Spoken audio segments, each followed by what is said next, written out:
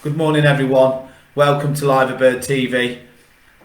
So after a few hours of it, letting it sink in a little bit, yeah, yesterday was a poor performance. Really, there's no beating around the bush about it. But having said that, later on today is Tottenham v Chelsea, so could do with Chelsea winning it. Really, that would be a good result for us. But even a draw, quite happily take a draw in that match. But what I'm going to say is, Palace away is a tricky match. Now, I know we've had a good record there, but again, I've been seeing social media last night, and a lot of our fans' heads have fell off again. Just absolutely over these supporters. I'm not saying you can't have a view. I'm not saying you can't say it was a poor performance or this player was poor and this player was poor. It's not that. It's the way they go about, and they start going, right, that's it, we need to sign 10 fucking players, we need to sign 4 or 5 players in this position, 4 or 5 in that position. We know, but we can't do it until the summer. So I just don't get why you just absolutely hammer social media with all that, because like Klopp said in his press conference, we can't do anything now anyway, so you're just going to have to accept this season is going to be tough. But I still think we can finish in the top 4. Do you know what? Jamie Redknapp's punditry last night was absolutely world class, because he says, no, do you know what? They will sign players in the summer, and they'll sign players whether or not they get in the Champions League or not, because it's Liverpool, it's such a massive football club, it's Jurgen Klopp. Players that are possibly going to go to Liverpool are going to know this is not going to be the now every season. So you've got that. But Jamie Redknapp's punditry was amazing, because he said, and I love the way he said Naby Keita. It was absolutely shocking, right? The way he said that Naby Keita, he would have hooked him off at half time even if he wasn't treading a dangerous line to a red card, because he was fucking awful. And you know what? I said it pre-match. I said, I'm worried that he is in the midfield. He offers nothing. Harvey Elliott, when he came on, he gave the ball away a couple of times, but at least he was on the front foot. At least he was full of beans. He was full of energy. He was here, there and everywhere. And that's what I like about Harvey Elliott. He's always trying to create something. Naby Keita is, and I'm going to put this on record, because of the fee paid, the worst Liverpool signing in history for the club. I'm sorry, but he is. We paid 52 million for that lad, and I cannot, and I swear to God, I cannot even give you 2 games, not even one. I can't even remember one game where I watched it going, what a player Naby Keita is. I remember that goal he scored. He scored a good goal for us once, a long range one. But I can honestly not tell you more than one game that he has had. I mean, his finishing. I mean, if you look at his videos and his footage from Germany, he was rifling 25, 30 yards into the top corner. Right? For us, it's absolute ramble. And I'm just going to go through it, right? He offers no leadership, right? And he's wearing the fucking legendary number 8 shirt. That winds me up. He can't pass.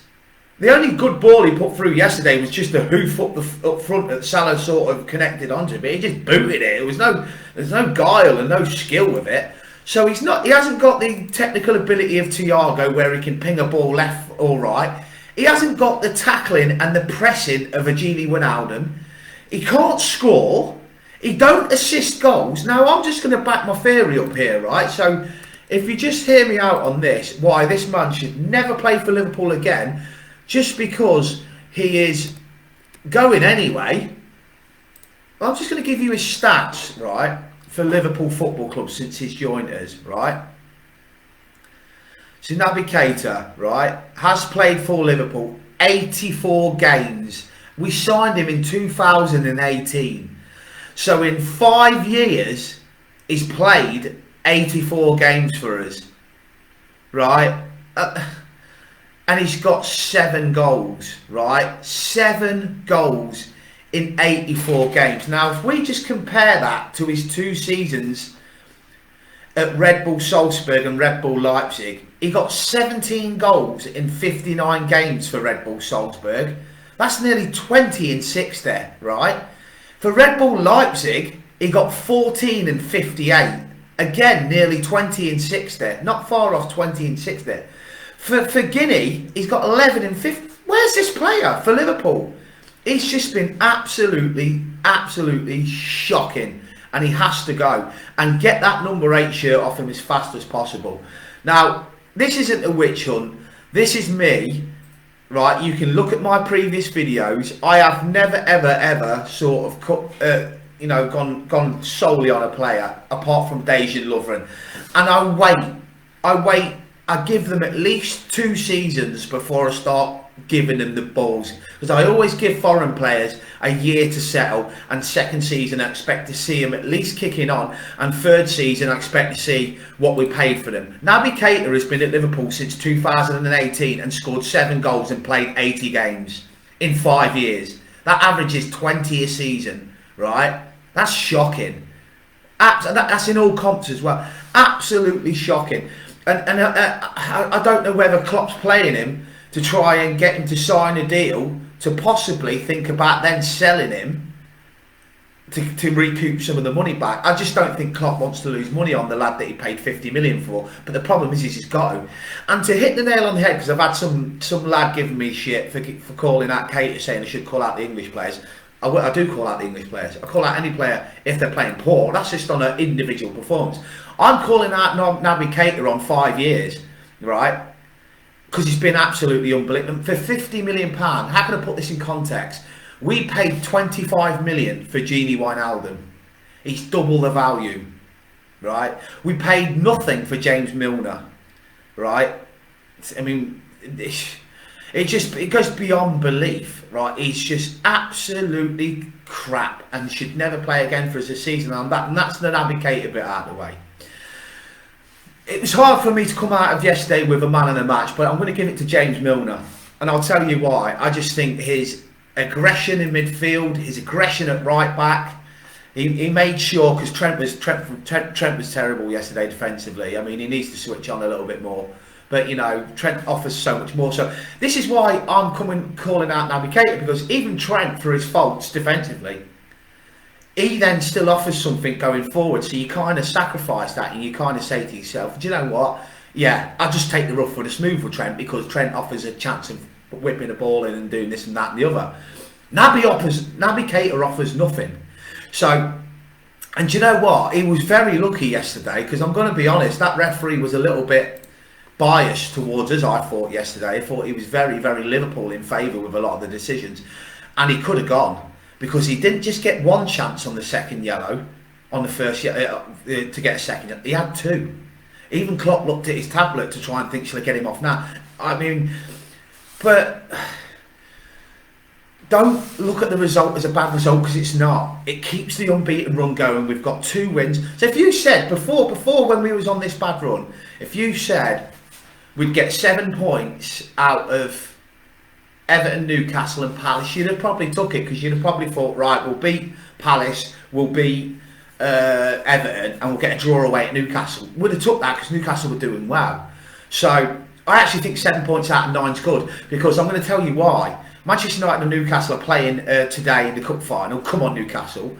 And we've got our 2 games that we can sort of get. And I know Wolves. If we beat Wolves and Manchester United this week, the table is going to look a shitload. It already is looking different. Fulham are dropping points now. You're going to see them tail off. Brighton are dropping points now. You're going to see them tail off. We're going to be in Europe next year. And even if it's the Europa League, that's the bare minimum. But I genuinely believe we'll finish in the top 4. Because, do you know what it is? A lot of players are forgetting about Luis Diaz. Luis Diaz is a big player for us, and if he can just get firing quickly as soon as he gets back, I know it'll take him a couple of games, but we've still got 15 or 16 games left. If we can get him to have a good 10 games left, then I'll be really happy. But I'm just saying, Jota looked better yesterday than he did the last game. a lot more better. He nearly scored with a header that smashed the post. Salah was unlucky with a shot that hit the bar. Clean sheet. There's another positive. That's our third successive clean sheet, right? Yes, all right, they hit the bar. Yes, all right, you know, they could have scored, but they didn't. So let's take the positives out of it and not the negatives. We're on an unbeaten run now that's gone to 3 games. We've now got back-to-back games at Anfield against Wolves and Manchester United. Imagine the buzz if we can just win them 2. I'm actually really looking forward to April as well, because April, when we've got Chelsea, Arsenal, Man City, they're 3 big games, and if we can just get Konate firing, or not Konate being a defensive unit, and get Luis Diaz back in the mix, we've got a mix. I really do think if we this is my point I'm going to make now. If we stay unbeaten and only lose probably 1 or 2 maximum, I think I'll say lose 1, not 2, 1, we'll finish in the top 4.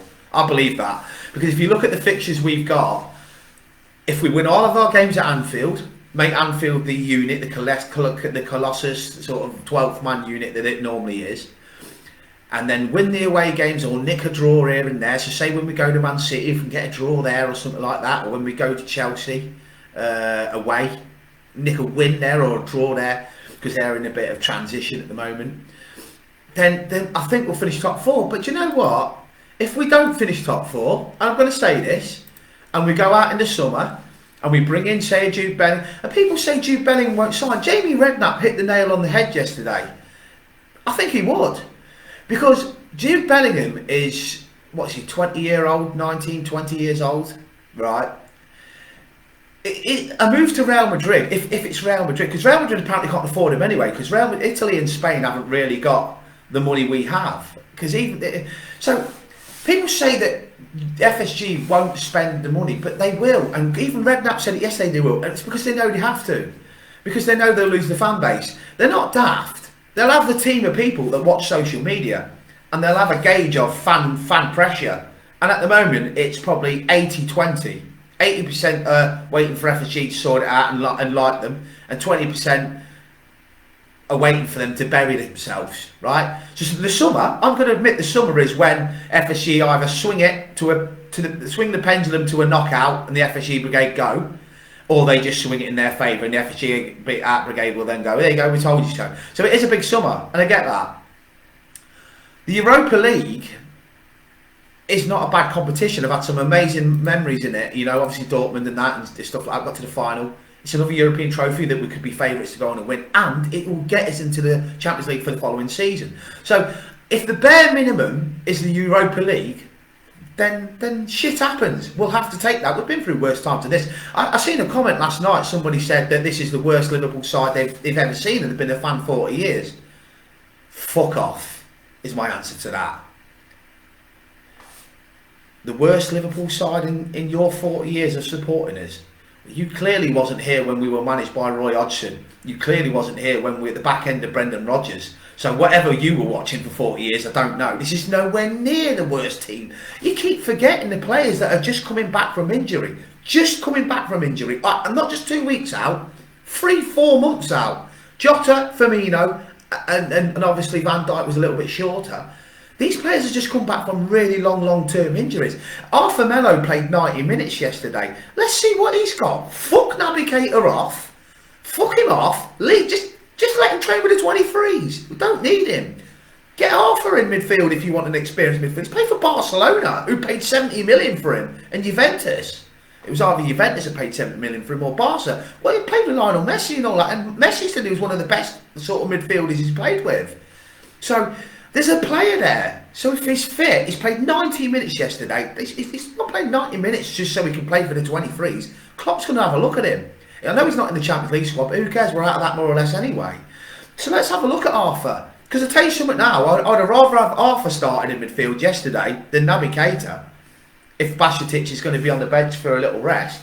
So let's have a look at him. I want to see what he's got. Because I'm not being funny, Juventus are completely skint. And if we could get him playing, and he does finish quite strong, there's still 16 games left, you could probably get him for like 10 million.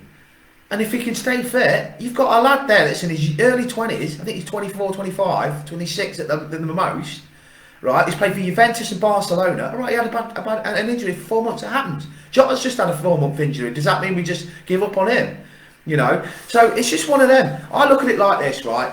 3 games, 2 wins, 3 clean sheets and a draw, and now back-to-back games at Anfield. So I look at it like this. That's it. We're on a run. Keep the run going, keep the momentum going, and we can finish in the top 4. I'm just going to go to comments now, so I can let you all have your little time this morning. So, Scott, hey, morning, mate.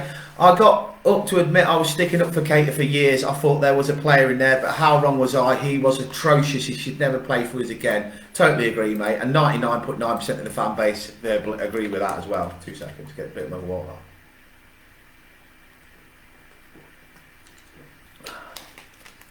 Or my Vimto water. Anyway, morning, Peter. Morning, bud. This is your comment. Morning, bud. Hope you're well. Was a poor day yesterday, bud, but best thing coming is the summer transfer window. Totally agree. There's so much going to go and new formation needing to get done. I don't think we need a new formation. We just need players to suit the system. But it's your entitled to your opinion, mate. Needing to get done. Hoping there are a couple of free players already sorted to come in. Loads of different players' contracts running out. Now, Peter, that's what I'm on about with Arthur. He's obviously fit now. He's played 90 minutes yesterday in an amazing 7-1 win against Leicester. Well done, Ben Doak, who scored 2 and set up 2 more or less as well. Well, he basically scored 3 because, well, I say basically, he had one that smashed the post and hit the back of the keeper's head and went in. So he more or less got 3 goals. He's some player, by the way. He is Mo Salah's long-term replacement, by the way. And that wasn't me that said that. That was Liverpool's academy staff that the Klopp, FSG, and everybody have put. Don't want to stop his progress. So he will be the long-term replacement for Salah. That's how much they rate him. So yeah, Arthur Melo, I'd have a look at. Forget Keita. This is what I don't get. Arthur Melo needs a chance, right? So give him it. Naby Keita has had his chance. Fuck him off. Simple as that. He's had 5 years. He's played 80 games. He's scored 7 goals. So just cheerio. I mean, that averages, that averages just like just over 1 goal a season. I'm laughing because it's fucking embarrassing. And it's even more embarrassing the fact that we gave him Gerrard's number, which pisses me off even more and more. My ideal dream right now is Bellingham 8. Bellingham number 8, centre midfield for Liverpool. Make that happen. So I'll get on to more comments. Scott Hunt, again, good result in my opinion. 2 home games in a row. That's what I love. 2 back-to-back Anfield games in a row. Now I win those and it's looking very good. Next 2 home matches is crucial for a win. Peter, yeah, totally agree. Michael Sutton, can't believe Carvalho is not playing. I don't know whether something's gone on, Michael, with him, because I heard that he'd actually, fair play to the boy, but I'd heard he'd actually pulled up Jurgen Klopp saying he wasn't happy and he more or less demanding to play, which I like. I like that, but I don't know whether he's pissed off Jurgen or something, because he sort of dropped in and dropped out. It's just weird that one. Peter McDougall, Roy Hodgson team will beat us. I know, I can't believe that guy said this is the worst Liverpool team in 40 years. No, it wasn't David Scott. No, it was someone on fucking that Anfield Watch page. Some of them pages. And listen, I know I cause a bit of bother with the way I am sometimes. I swear a little bit too much for live videos. I can be very opinionated. I can be very passionate in defending my opinion. I am like that, but I'm a bit like Piers Morgan in a way. Piers Morgan, if he believes in something, he'll just tell you straight, this is how it is. And at least I stand by my opinion. But some of these pages you get called the Heart of Anfield or whatever, not Heart of Anfield, or Anfield Voice, sorry. And some guy in Thailand, calling himself the Anfield Voice. They haven't got a fucking clue. Worst Liverpool team in 40 years. We need to. One comment yesterday I seen was we need to spend $1 billion. I mean, these fucking people. What world do they live on? I remember when we used to. Can you remember the game LMA Manager? You used to be able to put that cheat in. It was called King Midas. Remember it? King Midas. If you put King Midas in the cheat, it was a cheat code. You used to get like 500 million to spend, and it was fucking amazing. I didn't like cheating on computer games, but that's what these people are like. They believe that money's just capable. I mean, one of the things yesterday. I mean, I was blown away. I'm going to try and find the footage of of Jamie Redknapp's post-match, because he was brilliant. Did you see the bit where he said about the owners? He said, these are good owners. He said, do you know what? They'll go out there, they'll do the right thing. They've invested in the club, they've invested in the stadium.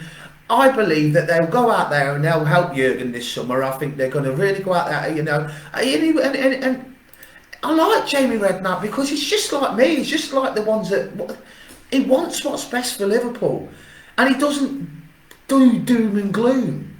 He goes, okay, they wasn't great today. They drew with Crystal Palace, but I still believe they'll finish top 4. They've got some good players coming back like Luis Diaz and Ibrahima Konate and Thiago. You know, Arthur's getting better. You know, they didn't say Arthur, but that's me just adding that to it. But I'm just saying he was positive. Get behind the lads. I mean, what bugs me is, you know, they said this is the worst team in 40 years. The season that we finished in the Champions League, when we went on that incredible run towards the end of the season and Alisson scored the header against West Brom, we were worse then. We had no defence. We had Reece Williams and Nat Phillips at the back and all that. And Hendo played, and Fabinho played centre-back on numerous occasions. We were worse in that season. But it's just, honestly, it's just one of them. So at the end of the day, the way I look at it is, in the summer, I think Liverpool will be bringing in 5 players, right? 5. I reckon there'll be a couple of players at sort of the 20 to 30 million, and then there'll be 3 biggies, right? And the reason why I believe this is I'm going to factor in the extra revenue. Now, I'm just going to work this out on my phone a minute, right? This is the extra revenue Liverpool will get. So, the Anfield Road end opens next season, right? So this could buy 1 player just for 1 season's revenue. This is why I worked it out. Average match ticket at Anfield is, what's it, 40 quid to 60, innit? So let's just go 45. Let's go 50 because it's down the middle, right? So, there's an extra 7,000 seats from next season. So 7,000 times 50 quid is £350,000, right? So 350 grand. So times that by how many home games do we play a season? We play about 30, don't we? No, about 20. 25 if you count European football. Right. Just by, I know it's not as big as you'd probably think, but it's still extra revenue. 8.7 million. Liverpool make 8.7 million more a season now in revenue. Now that doesn't sound like a lot in terms of football value, but if you times that by, you know, every 5 years, that's 43.7 million. See? 43.7 million pound made by them extra 7,000 seats, and they're mostly corporate as well, so I'm sure some of them are corporate if I'm not wrong. And if that's the case, that doesn't count. Hey, and by the way, that's 40. That money is just match tickets. What about the food, the beers, the concerts that are going to be in there? Because I actually seen the plans when I was talking to the construction staff. It's having a underground section where there's going to be like live bands on. Like Jamie Webster's going to play in there and stuff like that, I've been told. There's going to be like, can you remember the Family Park? The Family Park used to have bands on. Well, that's not going to be, the Family Park now is going to be, it's the same as Celtic. At Celtic they've got a fan zone, and it's in the south stand. Sorry, in the east stand. So it's basically going to be inside the stand, so they're going to have weddings, they're going to have, so that new Anfield Road end, I mean, I've just put there on my calculator, will make us 43.7 million every 5 years in just match tickets. If you add the commercial, well, the beer takings, the food takings, you're probably looking at 100 million. Yeah, you are, because it's about, well, when you look at the price of food, you're looking at 100 million every 5 years. So there you go. So FSG can now go, I'll tell you what, Jurgen, there's 250 million, because guess what? In the next 5 years, we're going to get that money back. In terms of, we're going to get 100 million back by the fact that the Anfield Road end's corrected. So, whilst you're all slagging FSG off, they're creating revenue to spend more. And now they're going to get investment as well.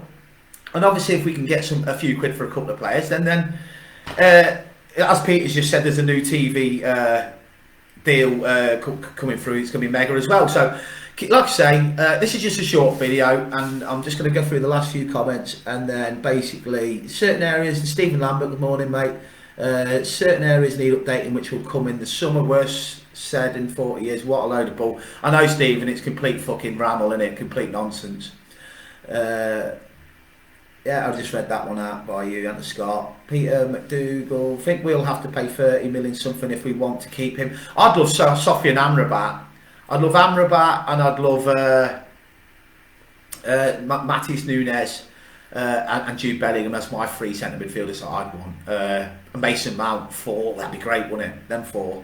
So I think we'll be, yeah, got that. Morning, George, mate. I hope you're well, mate. Hey, come on, Newcastle today, eh? Come on, Newcastle. Really want them to batter them Manx. Passionate, bud. We all are when it comes to the team. We love you. Never walk alone. We want what's best for Liverpool. Summer going to be a big one, bud, and things will only get better. Totally agree, mate. So I hope you've enjoyed this video. I will be doing some more in the week. Obviously, Wolves preview. It's annoying because Wolves. I need to get myself one. My mates get me at work, but I need to get one of them sticks. You know where you can bloody get the games that are not on Sky. Here's me just announcing it live on TV. But yeah, I need to get one so I can watch that Liverpool Wolves game midweek. But anyway, have a great day, everyone, and keep your chins up. Like I say, we're going to storm to a top 4 finish, and if we don't, we'll give it everything. Back Jurgen, and in the summer we will rebuild. And if we have to go into the Europa League, I've had some great times in Europe. Remember the 2-0 when we beat the Gerard Houllier when we beat Barcelona. I mean, I'm not being funny, but I watched the Man United Barcelona game the other night, and you thought it was a Champions League game. That competition isn't as bad, and you know we all do it. Whilst we're in the Champions League, we slate the Europa League, and then when you're in the Europa League, you think it's all right, but it's a trophy. So I'm saying to you, I think we'll finish top 4, but if we don't, we rebuild.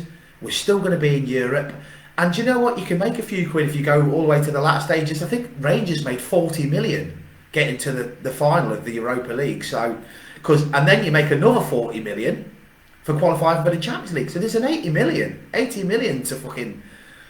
to be made. So people think there's not money. There's always money there in European competitions. So top 4 is a be all and end all. But if we have to take a rough season in the Europa League and going out for every trophy again, then it is what it is. Some great memories. Alaves 5-4. Robbie Fowler scoring, McAllister's last minute free kick, Dortmund, you know, some great days in the Europa League. Beat Man United over 2 legs. Remember Coutinho's little dink over De Gea. So yeah, Rangers they made big profit for Scottish football getting into the final. I mean, that's my point, Peter. You can't be as a football fan a spoiled brat. You can't. You've got to take the rough with the smooth. I mean, Newcastle. Can you imagine our fans if they were Newcastle? They've just gone through, 50 years without a trophy? You know, and now, look at them. They're going to Wembley today. So, good morning, Craig Farragut, my old pal. My old Liverpool steward, mate. I hope you're well. Yeah, you'll have to catch this video up, mate. I've done some good points in that and talked about the extra revenue that's coming in for the Annie Road end. And me and you, pal, will be doing a new show from next season, so get your studio set up, you little fucker. Speak to you later. Come on, Newcastle. You'll never walk alone.